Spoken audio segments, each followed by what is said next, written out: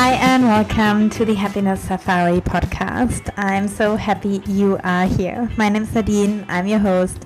I'm here to guide people to connect to who they really are through yoga and coaching so that they don't feel lost and lonely anymore, but are empowered to live the life of their dreams. And the Happiness Safari podcast is here to inspire you through stories from incredible people. And today on the podcast, I speak to Orlando. Orlando is an NLP Coaching Trainer from New Zealand, now based in the UK. He is a founder of NLP Fusion and provides NLP training and coaching to students and clients across 5 continents, both in person and online. And Orlando and I speak about how you can change the way you feel about a situation in the past now. And we will do an incredible interesting exercise around minute 42.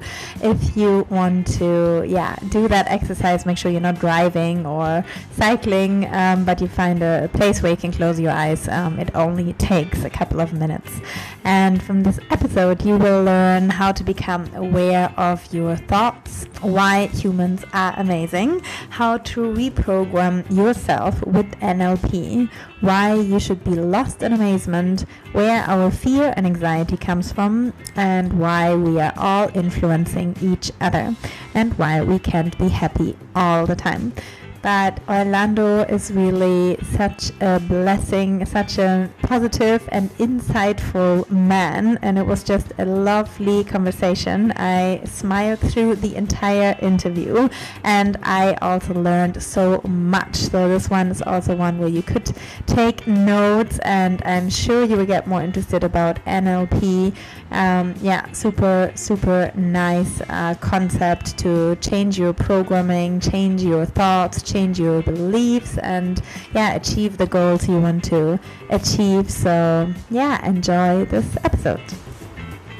Hi, welcome Orlando to the podcast. I'm very happy you are here and talking to you about NLP, about your life's journey. And I can't wait to dive right in. We had a short conversation before, but please tell listeners first of all, like how you are today. And Well, thank you very much for having me here, Nadine, and hello to everyone. I'm very well today. For those watching, you'll see I'm a little red-faced. I've just been out cycling this morning, upping the physical game, but living here on the south coast of England, it's summertime and life's pretty good at the moment. Oh, yeah. Summertime in England is always really good, actually. Well, most of the time. Most of the time. You're lucky. Yeah. No, it was very sunny when I was there. So then it's really beautiful. Well, would you like to tell the listeners a little bit about what you do? Sure. So my name's Orlando Zucchetto. I'm a licensed NLP coaching trainer and a clinical hypnotherapist, amongst other things. Most of what I do is training and coaching.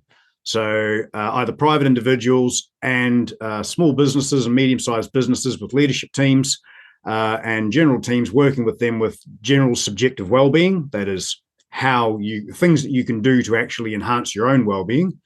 And the other large chunk of my work is one-on-one coaching, predominantly online. I work with a few clients face-to-face, but things have changed now, and people are much more agreeable to this format. True, very true. Yeah. And for everybody who haven't heard about NLP, would you like to explain what that is in particular and how you use it with your clients? Sure. So NLP stands for Neuro-Linguistic Programming. Neuro being the brain, the spinal cord, your entire neurology. Linguistics is all forms of human communication, verbal, non-verbal, paraverbal. That is how we communicate to one another and ourselves. And the programming is things that we've learned through our lives that we just are able to do. That is, we call them programs, call it program or patterns of behavior in our brain that we learn right from the day that we're born. We're absolute learning machines. And we take on these patterns for things that are useful in the moment through our lives, and throughout our lives, some of them become redundant. Some of them we hold on to that we should have let go of, and others we continue to seek, and we learn how to do things in an automatic way so that we don't have to think about everything all of the time. The neuro-linguistic programming is the study of the structure of successful behavior. So that is being able to observe and experience what somebody else is doing really well at not just the external level, but internally, how they're thinking about it, what process they're going through, so that we can find a pattern or a pathway that they are using to get that successful result, and we can reciprocate it in ourselves and other people. So I use it in the coaching that I do is called NLP enhancement coaching. It is all about enhancing from where you are to where you want to go. I have yet to have found or been introduced to a client that is broken. They're just doing something really well that doesn't get them the result they want. Mm-hmm. Well, that's usually a lack of education, and that is they need to learn something, not the traditional education. They simply need to learn something, and NLP is an educational model.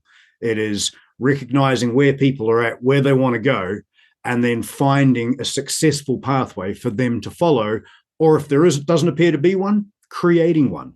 Why not? Why not? Very good. And how would that look like if you could give me or the listeners an example of like, how would your first session be, or how would the journey be for somebody working with you?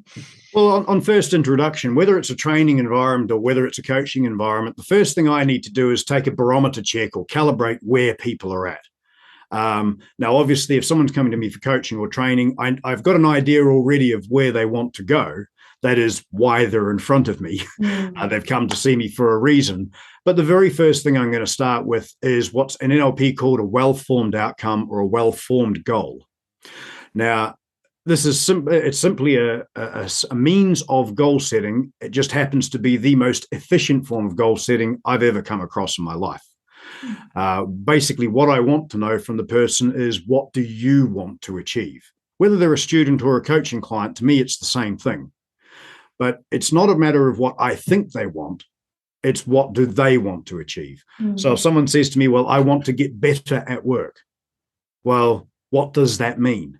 Does that mean feel better? Does that mean be happier? Does that mean be more productive? Does that mean actually arrive on time? I don't know what that means. Yeah. So I want to find out what it does mean. And if often the answer I'll get from somebody is, well, I don't want to be late all the time.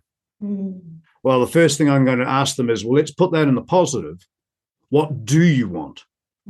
Because if you don't want to be late, you could quit and then you'd never be late. You'd also have no income. You couldn't support yourself or your family, and life would go downhill. So what do you actually want as opposed to being late? And they might say, well, I want to be on time, or whatever their language is. And this is across absolutely any form of genre, whether it's business or personal private coaching, whether it's for weight loss or stopping habits or negative thinking, imposter syndrome, speaking in public, whatever it might be. What do you actually want? Speaking in public's a big one. Especially for corporate people climbing the corporate ladder, as it were. As they go up, they're expected to present. And they'll often say, well, I don't want to be afraid when I speak to people. I'm like, well, what do you want? Do you want to be funny? Do you want to be hilarious? Do you want to be excited? Do you want to be depressed? We could do that. And they go, oh, no, that's not what I mean. I'm like, all right, so let's slow that down a little. What do you mean? What do you actually want? How do you want to see yourself? How do you want to hear yourself? How do you want to be heard and received by others? Now, that requires a mental shift. Because if I say to you, for example, here's a cup of milk, don't spill the milk. The mental picture is of the milk being spilt, and then the instruction to don't do it, because English is round the other way. But if I say to you, carry it to the table carefully with two hands, that's a very precise goal-orientated or positive goal orientation mental picture that you're going to make inside your mind.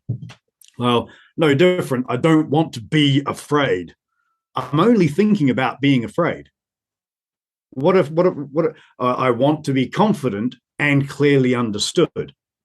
Well, that's a very different thought process to don't want to be afraid.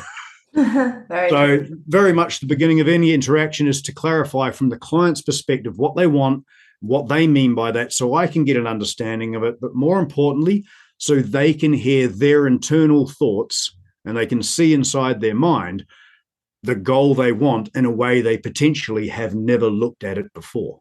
Suddenly, that in of itself, change has already begun. Wow. And that's great fun. Yeah, I can imagine, especially if you're not so aware of that, concept and just the way we talk to ourselves. And oh, absolutely. And look, all of us to a large degree, I'm not aware of what I unconsciously do until I bring it into my awareness. Yeah. But the first example I give people is language. Currently, even in this podcast, we've both used lots of words. I haven't really thought about which words I'm using. I've got ideas and I'm making noise, but the process of creating and delivering language is outside of our awareness. It's an unconscious process. True. So when we start becoming aware of what we've said and how we've said it, that gives us the ability to adapt it and adjust it to be as useful as it can be, to be as clear in our communications as we wish. And we're never going to get it right all the time. We are human. That's okay too. Yeah. A sense of humor will save you from most things. Very true. Very true. So what would you say is just interesting, because you work obviously with people who have, and especially in corporate environments, very particular goals, like, I want to be a good public speaker, I want to be confident, or want to be on time at work. But then do you have an idea what's the intention behind that, or what's the wish or the goal even underneath that? What do most people have in common by achieving their goals? Like, what is it what they really want? Well, it's a little difficult to answer the question, because what do most people have in common? Well, you have to, if you're going to go underneath, or if you're going to chunk up to the bigger picture, eventually you can get a common goal. Most people want to be alive. If you go up high enough, that's a purpose. But human beings, the cool thing in my mind about human beings is we all share a very similar neurology, right? Brain, spinal cord, generally. So patterns of communication and things we can learn are very easily transferable. Human beings are learning machines. We can walk on 2 feet, for goodness sake. That's amazing. Robotics has been trying to emulate that efficiently for decades now, and it's a really tough problem, and we just do it. And it's amazing while we're talking, walking, and having a drink and doing all these other things. So we share this neurology, but we're as unique as our individual fingerprints. And that's really important to me when I'm working with people. I'm not looking for what that person has in common with other people. I'm really wanting to know what's important for that person. Where are their values? How are they structured? What do they specifically want? And of course, you'll find commonalities. Whether you go through the psychology route of cybernetic Big Five, you find people that are conscientious, that have a level of openness, excuse me, that have traits that are in common. But human beings are a little bit more complex than that, because often, again, their motivational driver in a context, the moment you change the context, everything changes. The drivers change. And contextually, what's happening, I can see a client, often I'll see a client once, then a week later, and then every fortnight or 3 weeks after that for the number of sessions that we're doing coaching together. And you can have 2 weeks of not seeing somebody, and in that 2 weeks, something's happened in their life and their whole life has changed. Now, that sounds dramatic, but it could be the loss of a loved one. It could be that something happens, they get rushed to hospital, they get a health diagnosis. Suddenly, health wasn't an issue for them. Now it's really important. And so their value structure changes in their work and their personal life. We can be very, very changeable creatures. Well, I think that's awesome. We just got to recognize it and go, well, if we're so darn good at learning and so clever at changing, how about we pick what we want to learn and pick what we want to change? You could be amazing. Yeah. And I don't mean 17-year-olds sitting in the cafe going, you're amazing. I mean, you could actually do amazing things with your life. Yeah. And people do it every day. Human beings are awesome. Very true, very true. I always say that it's like incredible if you just look around you wherever you are right now, and everybody can do that, and just look at all the things you see. And I mean, it starts obviously with nature. So even if you would just sit in nature, then you think, okay, like this is just the world and how everything's been created is amazing. But if you like are somewhere in a room and you see, I mean, all the items, I mean, I don't know, I just see a microphone thinking, okay, somebody built that. Like somebody actually came up with that. Like for the first time, somebody thought that would be a great tool to have to make our words like come out louder for more people to hear that. Or, you know, like somebody created a water bottle which keeps my water hot and cool at the same time. And, you know, like all these things we created. Like it's so, and I mean, we can fly to the moon and we can fly in planes and all these things, right? Yeah. Because somebody had an idea and then they changed it or they manifested it into something. So that is Well, every human achievement started with a thought. yeah. The very buildings that we're sitting in, we're in different buildings, but the very buildings we're sitting in, at some stage, this was an idea, a concept that was shared from one person to another potentially. And somewhere along the line, a draftsperson or architect was gifted the idea, and then they built it in their mind, and then they put it on paper or probably a computer now. And then they showed the person with the original idea, and they made adjustments. I mean, now there's a building. Yeah. It's just incredible, and it's filled with stuff, and every single one, every item is an idea, including what we're wearing. Yeah. Human beings are just awesome. I love that positive attitude towards human beings. I think. I think it's very easy, especially like in the modern day. We've got information coming at us in directions that 20 years ago didn't even exist. And the volume of it is phenomenal. It's very easy to get lost in the noise sometimes. And one of my favorite activities, you actually mentioned it a moment ago with airplanes. I'm very lucky where I live. I can ride for 5 minutes and be at a beach. And I've got my spot that I like to sit on. It's my favorite spot where the rocks go out, and this side there are dogs playing, and this side's where the kids play. And they're at a distance, but I can hear it. And in front of me, I'm looking over the water to the Isle of Wight. And then I'll look up and I'll see a plane flying over. You know, there's 400 or 500 human beings at 10,000 feet traveling 1,000 kilometers an hour. That is amazing. And it weighs tons. Like not like a feather, it weighs tons. And it's not falling out of the sky. And I even understand part of why that is. Due to propulsion and aerodynamics. That is amazing. Absolutely. And I'll sit there and watch a plane going over and just enjoy that. It's amazing. And those simple things in life. And like you say, as clever as I think the plane is, the next minute birds go, I go, well, we haven't reached that level yet.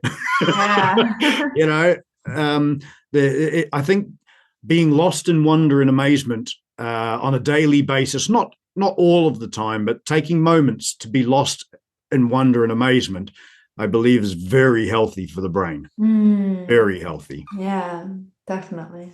Which reminds us. Yeah. Well, I have to go back to a question I want to ask you before. This is because everybody asks that.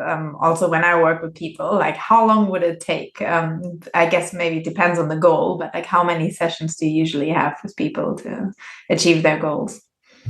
Well, that I have to kind of split into three. The coaching that I do is as NLP enhancement coaching. One bracket is other practitioners, hypnotherapists, yogas, instructors, breathwork instructors, acupuncturists.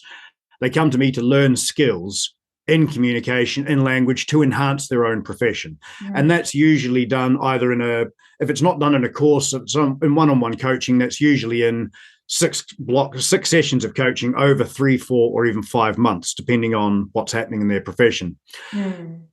The other two are a lot more similar in the sense that private individuals or professionals sponsored by a company that are coming for a specific result. Yes, there's a lot of variation, but usually for most things that are very specific, 3 sessions, sometimes 6, depends on complexity and what else is coming up for that person, whatever's going on for them in their mind. But for example, public speaking, the first thing I ask the person is, what if I said to you that in the other room, there's 100 people, I'm going to take you into that room and you're going to stand on the stage and I'm going to look for how they react. Now, if they can be afraid by that, they're not afraid of public speaking. They're afraid of the idea of public speaking. They're creating the fear without it even. I mean, I've just told them it's not there. And then I've told them, what if it was there, knowing that it's not there, and they still manage to do the fear. So they know it's not there, but they've already made a picture or a movie inside their mind. They've imagined what it would be like, and their body, their physiology, their emotions has reacted. Well, that's not a reaction to external stimulus other than my voice. It's a reaction to an internal trigger. They've created that trigger. So rather than, I mean, you don't need a stage to teach someone how to think for a change. Because now we're stepping into the role of very much the structure of human behavior. That is structure of thinking. What is thinking? How are you actually doing it? And, you know, we have 5 senses of the human body, and we use those 5 senses predominantly to do our thinking. I'm not saying that there isn't a 6th sense or that there aren't multiple universes and all that. I'm not saying that. But when human beings interact with one another and themselves, they use sensory-based information. That is, they make internal pictures and movies. That is, they can see their thoughts, or they talk to themselves, or they imagine other people talking to them. That's auditory. Or they go through a series of feelings. That's very kinesthetic. Sometimes there's even a smell or a taste involved, right? The bitter taste of having to get on stage. That stinks as an idea. It comes out in people's language. So when we start tracking for that sensory information and asking directly, I mean, if I say to a person, look, you know, next door, imagine there's a stage and I'm going to take you out there, and they go, I'm going to say, what are you doing? And they're going to go, I don't know, I'm just getting afraid. I'm like, no. Slow down. What are you actually doing in your mind? Are you imagining what that's going to be like? Or are you talking to yourself? Or are you remembering something that scared the bejeebers out of you? And usually, very often, I should say, not usually, oh, well, there were just the thought of going out there freaks me out. I'm like, cool. How are you doing the thought? Are you seeing it in your mind? Oh, well, I feel it here. I'm like, yeah, but you don't get the feeling until you know what to feel about. So what happened first? Let's just slow it down. And this process of slowing the process down is bringing the unconscious behavior, that is the thinking, into conscious awareness. I'm like, all right, so you get this feeling here, but what had to happen just before that happened to get that? What had to happen to get the feeling? Oh, well, and I'll say, close your eyes, because cut off the sensory experience of the outside. Just close your eyes and tell me, what do you see in your mind's eye when I say public speaking? And they'll usually give you something you'll get an answer. I just hear myself saying, you can't do it, you can't do it, you can't do it, you can't do it, you can't do it. Now, by that, what I've just demonstrated is exactly how they hear it. They don't hear, you can't do it. You can not do it. You can not do it. They don't hear that. I can't do it. I can't do it. I can't do it. I can't do it. The speed goes up. The tonality goes up. The breathing comes into everything changes. They know, and they will do it like clockwork, because they know anxiety is a form of fear, is very, very similar. People will do it like clockwork, especially if they've been practicing for a while. And as soon as they begin to identify how these processes are happening inside themselves, they are already 80% of the way there to gaining control, because they can make changes to it. Someone that's afraid of walking out on stage, I'll teach them how to get more afraid of it more quickly. Then they can really scare themselves. Now, that sounds weird, but they also realize, because I'll be joking the whole time, they also realize at the same time that if they can make it worse faster, that means it's a process that they are doing and they're beginning to control it. Now, by far the majority at that point go, all right, now tell me how to make it go the other way. Exactly. And what I've just demonstrated to you is exactly what they've got to do. If this is making it worse, whatever this finger means, they've got to go the other way. So if it gets worse like this, then make it better like that. Now, the moment people say to themselves, I can't do it, I can't do it, I can't do it, I can't do it. Even if they don't change the language, if they simply go, I can't do it, I can't do it, I can't do it, I can't do it, I can't do it, I can't do it. It feels different. Right? And we've been doing this our whole lives, just not aware of it.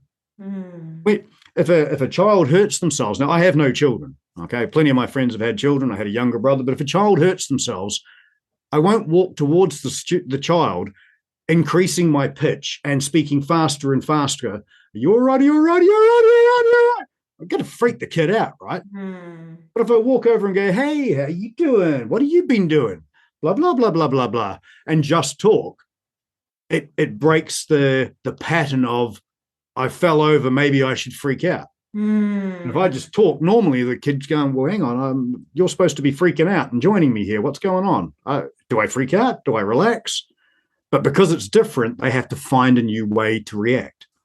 And adults are just big kids in a lot of respects and thinking. But the moment they start, this is the coolest thing about that. The moment people start learning, this is a process and here's how I'm doing it, and they start realizing that they can start making adjustments to that process and it feels better, you actually you'd be doing well to stop them getting better. Because human beings are learning machines. It never stops. Yeah, sure, prior to 7-year-old, up to 7 years of age, we learn very differently at an excruciatingly high rate and speed, phenomenally well. But after that, we're still learning phenomenally quickly, and we can do a lot to enhance our own learning. The first thing is to actually engage in doing it. Figuring out, what am I doing now? What do I want to do? And then spot the difference. And then change stuff. Give stuff a go. Yeah, very cool. The children example is so true, right? Because even if children fall and they actually don't hurt themselves, but then sometimes when the parents come and they freak out, then they just cry because of the shock or the moment of, now you explained it, why. And then if you actually don't watch or you don't go there, then, they might just get up and they go. And so you can also control it by going there, being really calmly and saying, okay, you okay? Yeah. Well, I mean, look, up until the age of 7, children do not have the resources to know what to do. They don't know how to react because they haven't done that before. So where do they look to for their primary source of what happens now? They look to older people, to adults, primarily with the highest level of trust, which is going to start with parents and then loved ones and out into the wider community. And depending on how those people react, the child, what they're doing is going, okay, they're not quite doing it like this, but hey, I've just had a really bizarre experience. I don't know what to do with it. What should I do now? Oh, look, everyone's freaking out. Yep, this is my moment. Where do you think most spider phobias, snake phobias, height phobias, fears, anxieties? I mean, look, I work with a reasonable number of young people, 17 to 20 years of age, and it never ceases to not entertain me, especially if I meet them live where the parent brings their child who's 17 that's well on their way because the child has anxiety. And other than the age, I fail to tell who's different when they arrive because mum's freaking out.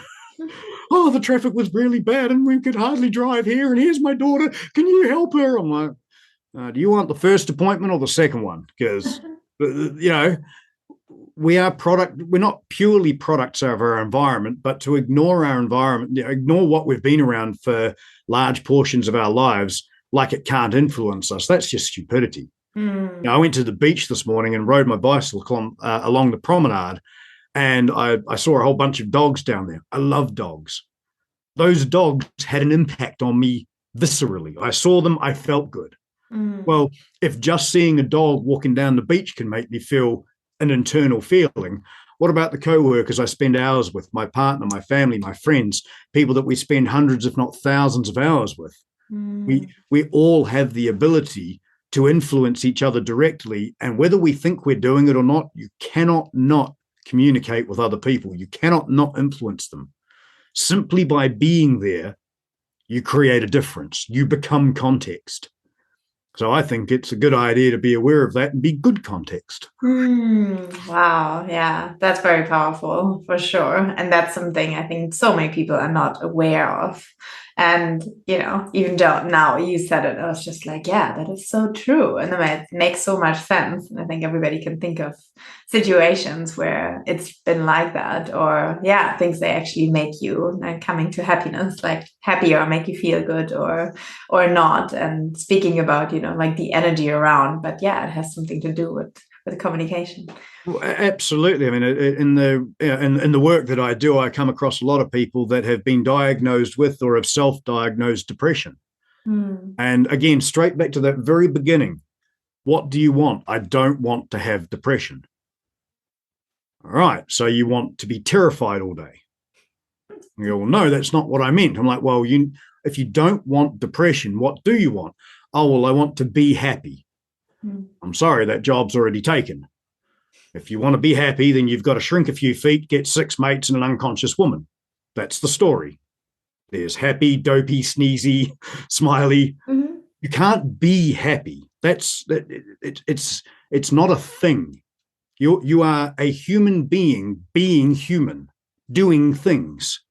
You can do things happily. You can happily walk to the shop. You can happily interact with other people. You can feel the feeling or describe the feeling of happiness, but you can't be happy and stick like that. I mean, emotionally, human beings cannot be one emotion all of the time. We're changing creatures.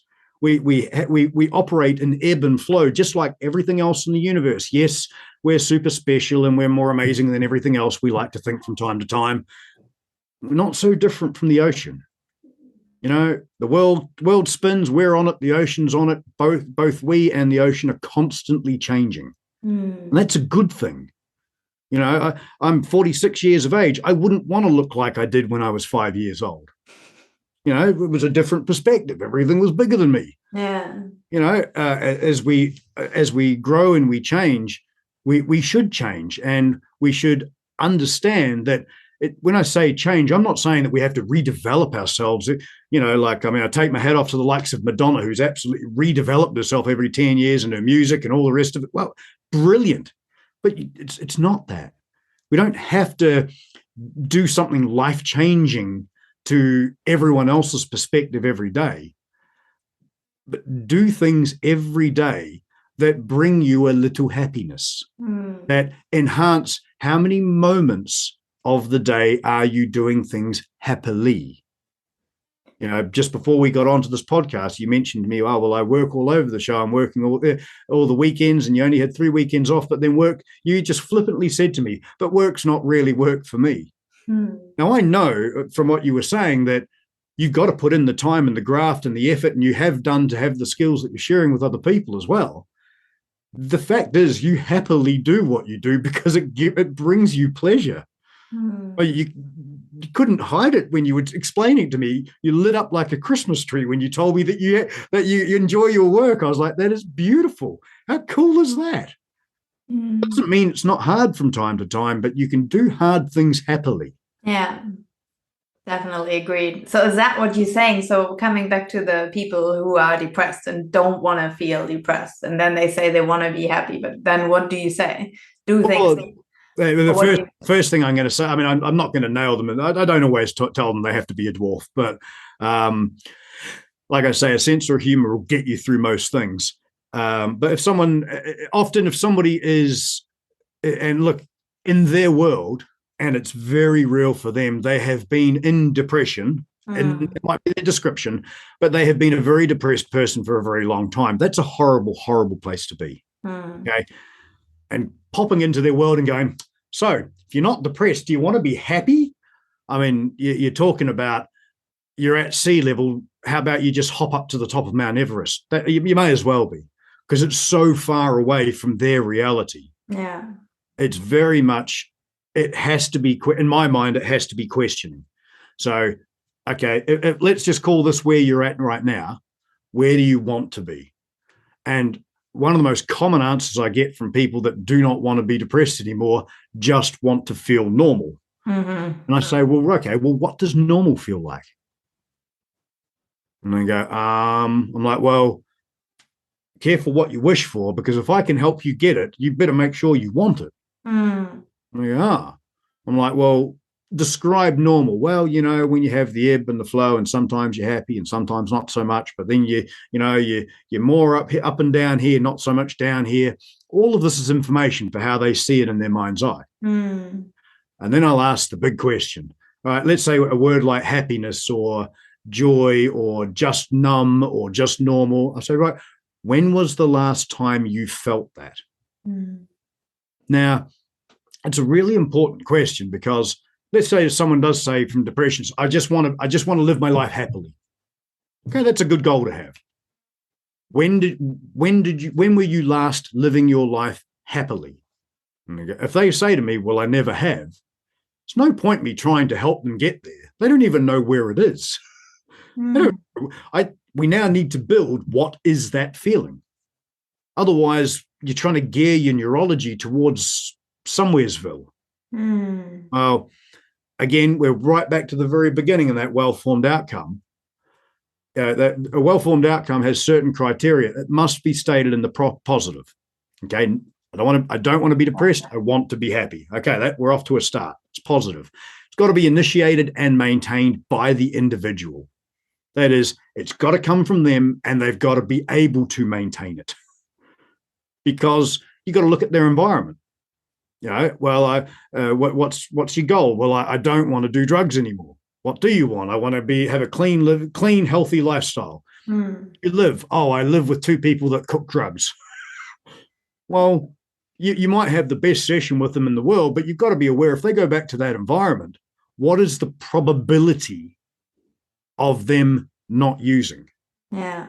If someone's in any form of toxic environment, not just drugs, but if they're in an environment, I work with, unfortunately, a huge number of women worldwide that have had horrific things occur to them through their lives. I don't know why, but it's a large portion of my client base. A lot of the work, by the way, I do is content free. So we can talk about that. But because I work content free, that provides a very nice space for a lot of people to be able to make changes without having to go into details. I think things already happened. You don't need to go through it again. That's psychology. Tried it for 100 years, doesn't work. Okay. Point reliving the experience. It was done. Especially if it was done to you, you shouldn't be doing it to yourself, going over it again. Change it. It's not happening anymore, so how are you doing it? Just like the person going on stage. There is no stage, so how are you doing it? Make a change to how you're doing it internally, you can't feel the same. It doesn't take away bad things from the past. But if something bad happened to someone 10 years ago, 5 years ago, in some cases 30 years ago, living as if every day going through that thought or remembering that thought as if it's happening again now, that's a bad plan. Yeah. Simple as that. Make a change to it, put it in the past where it belongs, and live in the moment that is now. That in and of itself is life-changing. I think I've kind of gone off on a tangent here. Yeah, no, it's fine. It's so interesting, because I also thought, I wanted to ask you actually, do you have to know where the programming is coming from, or do you have to understand it, or can you? It helps to have a few clues, purely because, again, we're using language to communicate with one another. So if you've got a couple of key markers, as I call them, it makes life easier. But for example, as I said, working content free, especially with that women have been through different traumas, I'll say to them, right, and this is exactly how I'll say, right, I want you to very, very quickly and listen to my instructions. I want you to be aware of that event now. And I want you to give it a word or an icon, and I want you to tell me that word or icon so that we can refer to the event as that word or icon, the end. And they could say pickles for all I care. All right. So whenever I'm talking about pickles, I'm talking about that thing. Now, I'm very aware and very careful of labeling things because the power of language and the power of giving something a name. Okay. And often by giving it an iconic name as opposed to a reality name. For example, I had one lady I worked with. She described her event as, she said, well, all that comes to mind is a shield, like a knight's shield. Mm-hmm. All right, we'll use the word shield. And we were talking about rape.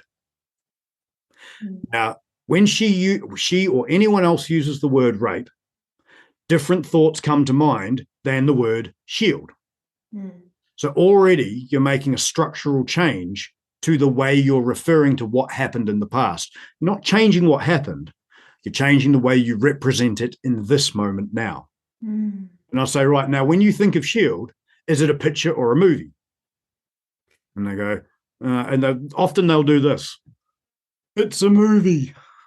I'll go, right, freeze it. Just press the pause button. Just freeze it. Is it big or small? Really, really big. Right. Just take the size of it and just make it smaller, but do it quickly. Just go, ready? 1, 2, 3. Just make it a small picture. Mm. And usually it has to move away when it gets smaller, doesn't it? Mm. Yeah.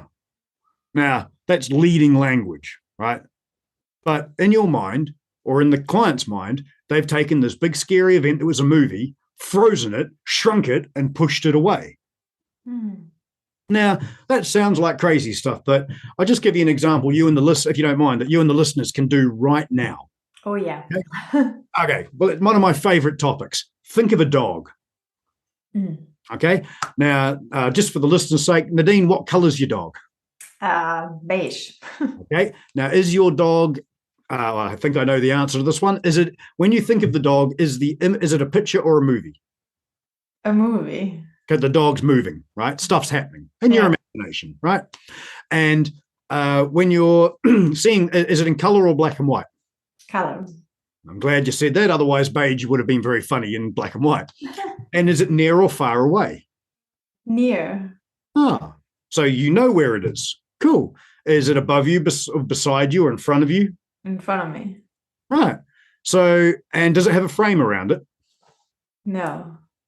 Okay. So what happens if you just, how far, when you say near, is near like a foot, 3 feet, 1 meter? Like, give me a distance. 1 meter, I would say.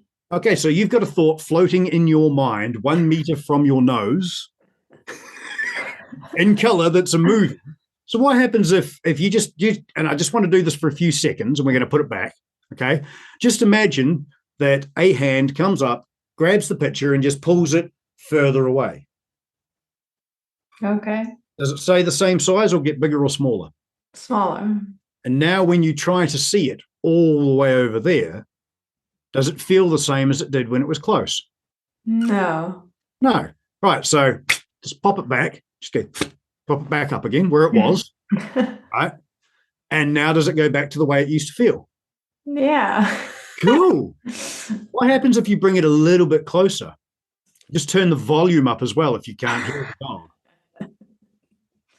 Yeah. What happened? That's pretty cool. Now I'm playing with it. When it gets closer and louder, what happens for you? I'm getting happier. I notice you smiling even more. Yeah. See, now you can put it back where you want, where it started. And listeners, you can all put it back where you started, or you can leave it where this is in your mind. You can play with it as much as you want. Mm. Think about it. If you can take a happy memory, like a dog, a picture, a movie, and you can bring it a little closer and feel better about it, or have it go further away, push it further away or step back from it, and it doesn't get to feel as good. Exactly the same happens if you're thinking about something that makes you feel ungood, good, crappy, bad. So if you've got a memory that's big and yucky and scary and nasty, shrink it down, push it away. The key to it is do it quickly. Okay? So when you want to change, if you've got this big image in your mind, you want to change, just go shrink it down small, push it away quickly, and just notice how it feels different. And if that's better, then you could just imagine a locking sound. It sounded more like a gun, but a lock sound. You could lock it in that new position, and be done. And go, all right, well, it hasn't changed what happened in the past. But the way you feel about it. Huh? But the way you feel about it. The way you feel about it now. Oh. Bad shit happens to good people every day on this planet. It's what you can do next that counts. And to me, if somebody is suffering with something that happened, especially if it happened to them by the actions of another a long time ago or at any time in the past, to be reliving that memory as if you are going through it again and again and again and again, that's wrong. I mean, it should never have happened in the first place. But there comes a point where it's time to say, stop. I've had enough. I'm going to identify how I'm thinking about this and make an adjustment. You don't have to get it perfectly right. You just change something. Play with it. It's your brain. Turn it up, turn the volume down.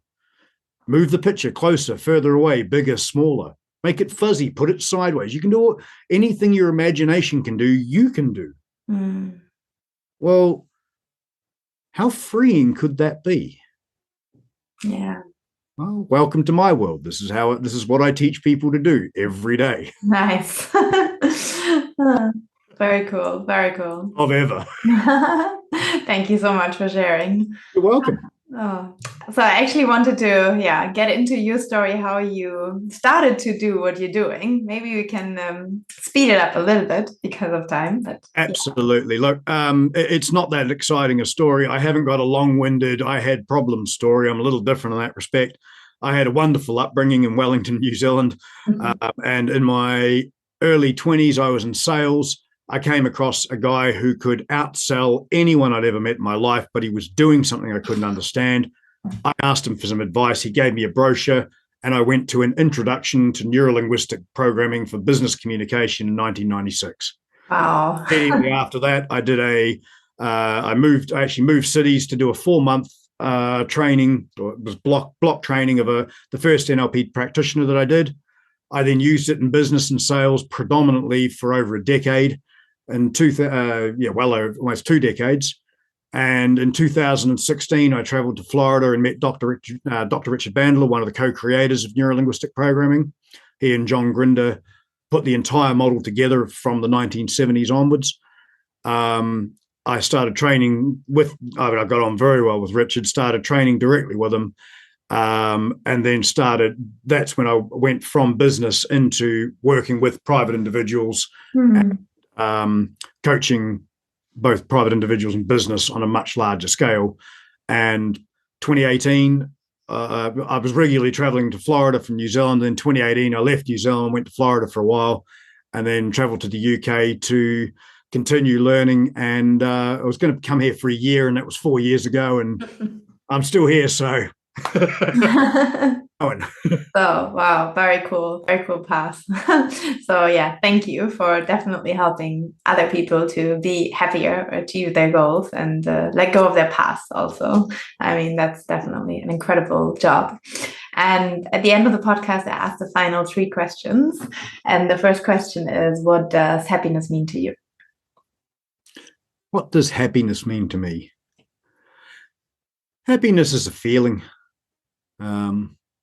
And it's one of the positive feelings that I enjoy in wonderful moments in life. And moments are the currency of life, so may as well spend them feeling things like happiness. And what do you do to be happy?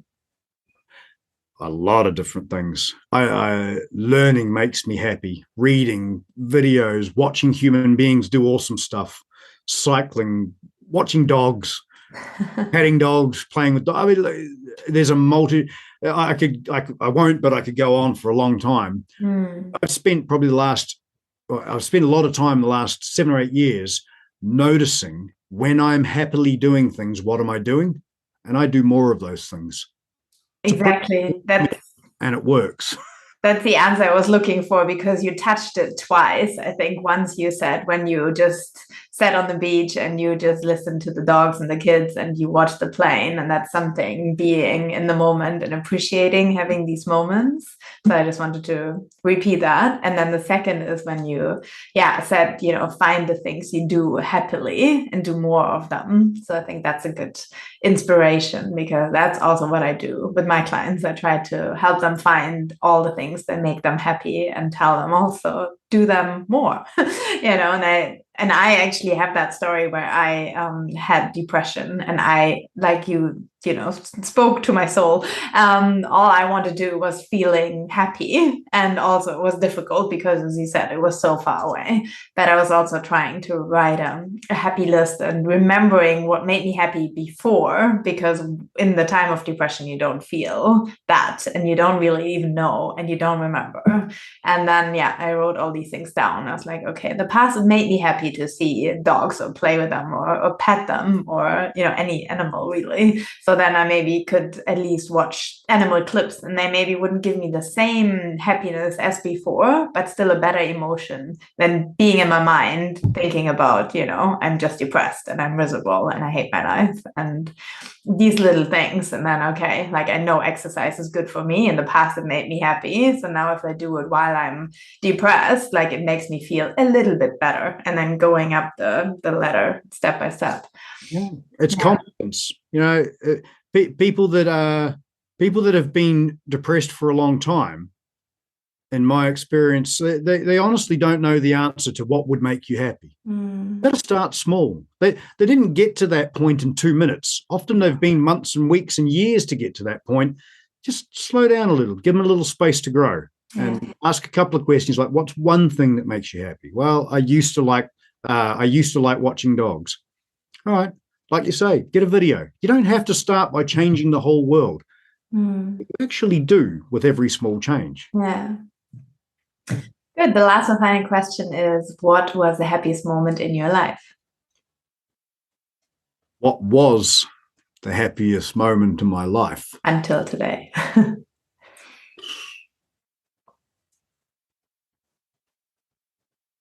Really don't know how to answer that. The first picture which comes to your mind. Yep.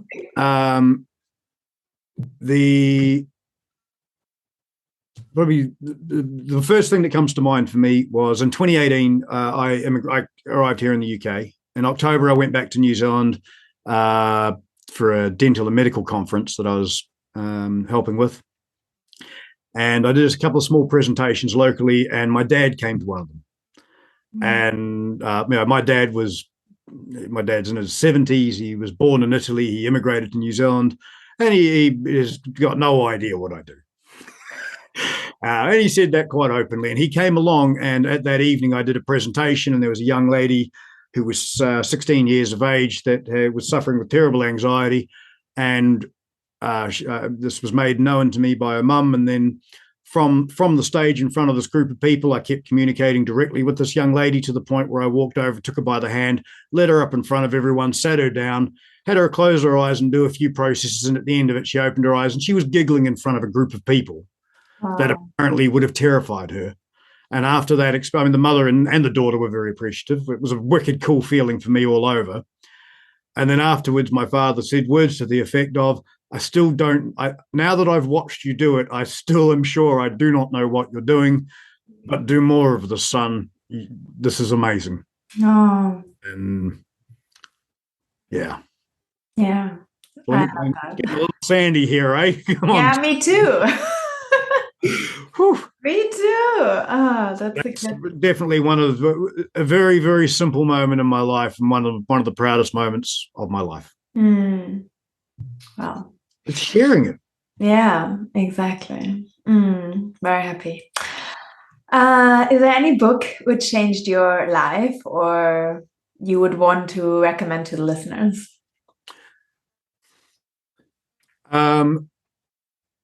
If today's been of interest and you'd like to read a little more about NLP or these types of things, there is a book by Dr. Richard Bandler that he co-wrote. I can't remember who he co-wrote it with off the top of my head, but it's called The Ultimate Introduction to NLP. If you Google search that or find it on Amazon, it's a very short book and an easy read. One of the most inspiring books for me that I resonated with deeply because I love to travel was a book called Conversations, written by Owen Fitzpatrick, who is a master trainer of NLP, an amazing guy, founded the Institute of NLP up in Ireland with his co-partner, Brian.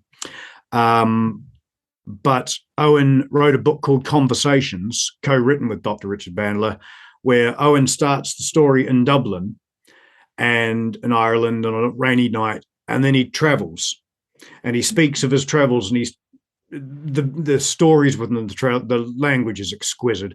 Brilliant, fun book to read. And then he meets up with Richard and they have a conversation. He transcribes the conversation and he takes what he learned from that and he continues to travel around the world, and he visits New Zealand, which is kind of cool.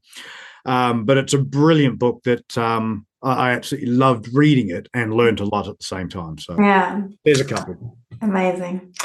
I will put that in the show notes, definitely. And thank you so much for your time and being on the podcast and sharing your knowledge. And I will also add all your links in the show notes and everything about NLP. And definitely very inspiring. So thank you so much.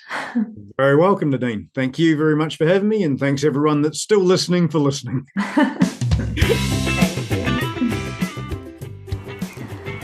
Hi and welcome back, and as Orlando said, thank you for listening through until the end of the podcast. It was a long one, but I think so interesting.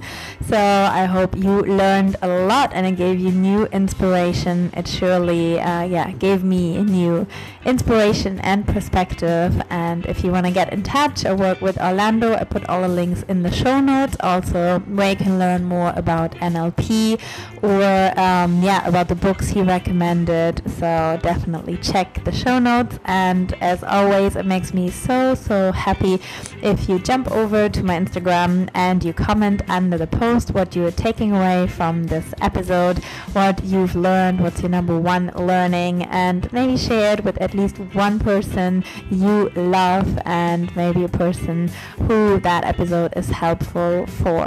That would make me happy and hopefully the other person as well. And I am in Denmark in the moment teaching at Bikram Yoga Roskilde for a short visit, and then off to Sweden after that. So still continuing my travel journey. And as always, I like to share a quote from my book with you. And this one is about really loving yourself. Love yourself despite your imperfections. Do you not feel compassion for yourself as you struggle through life? You're so eager to help your friends, but you treat yourself so poorly. Stroke your heart once in a while and tell yourself, I love you. So I just wanted to tell you that, and I hope you will tell yourself that you love yourself.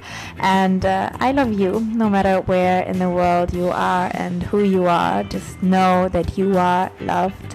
And I really appreciate you being here and wish you all the best. You're a gift for this world. Thank you for being here. Thank you for existing. And I hope I hear you again next week.